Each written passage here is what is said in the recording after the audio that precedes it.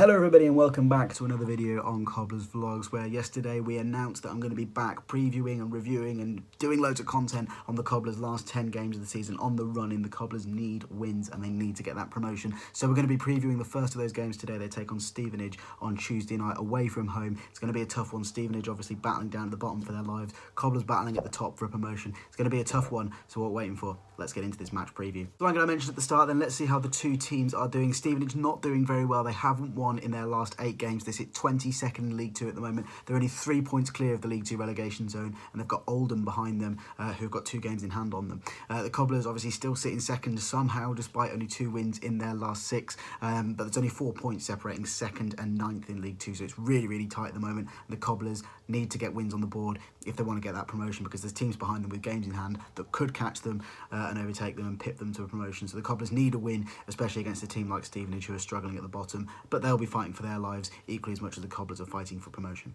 If we have a look at the team news then, we know that the teams both have 2 men that definitely won't feature. As for Stevenage, midfielder Jake Reeves and Michael Bostwick will be unavailable. They both were injured in February and they won't be available to play for Stevenage on Tuesday night. As for the Cobblers, Sid Nelson has been out pretty much all season, so we know that he won't be featuring. And Sean McWilliams, today that's been confirmed that he's been sent for a scan.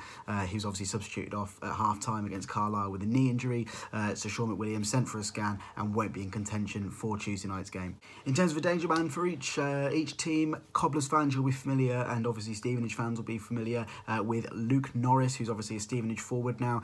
He played for the Cobblers in 2013-14, made 10 appearances in the league. I think it was 12 in all competitions, and got 5 goals for the Cobblers, so did okay, but didn't really feature too much. So that's Luke Norris for Stevenage.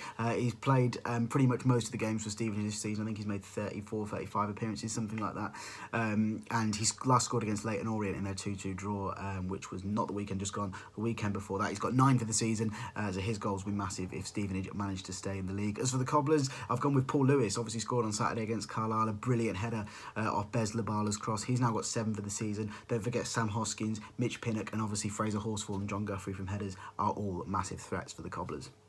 In terms of the record, this is one where you have to say it is set up for a typical Cobblers defeat. The Cobblers' record against Stevenage is unbelievable. The two sides have met 14 times. The Cobblers have won 10 of them. There's been 3 draws, and Stevenage have only beaten the Cobblers once in their history, essentially. First game was played back in 2005. That was a 2-2 draw in the FA Cup between the two sides. But Stevenage have only won 1 game against the Cobblers since then. So it's set up perfectly for Stevenage to win, isn't it, on Tuesday night. The last time the sides met was in the reverse fixture this season. I think that was also a Tuesday night game. Cobblers were 3-0 winners in that one. So there you go, a nice, quick, short, sharp match preview there for the Cobblers versus Stevenage. Really, really, really is a must-win. I'll be watching it on iFollow tomorrow night.